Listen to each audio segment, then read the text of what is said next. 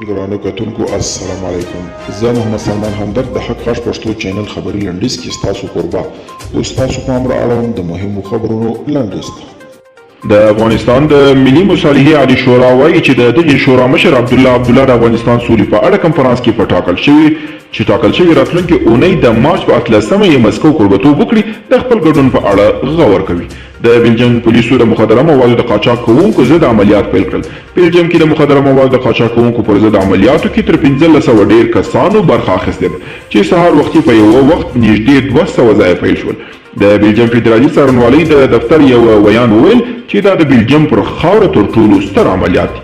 بامیانو کې د بودا مجسمو ویجاړېدو تدین لمانځل کېږي. د افغانستان د اطلاعاتو او فرهنګ وزارت سرپرست محمد طاهر ظهیر له بودا سره شپه پروګرام په پرانیست غونډه کې د بودا مجسمو ویجاړول د پیړۍ لوی فرهنګ جنایت یاد کړ او له نړیوال حقوقي مراجعو یې غوښتنه وکړه چې د بودا مجسمو تخریب عدلي تعقیب کړي.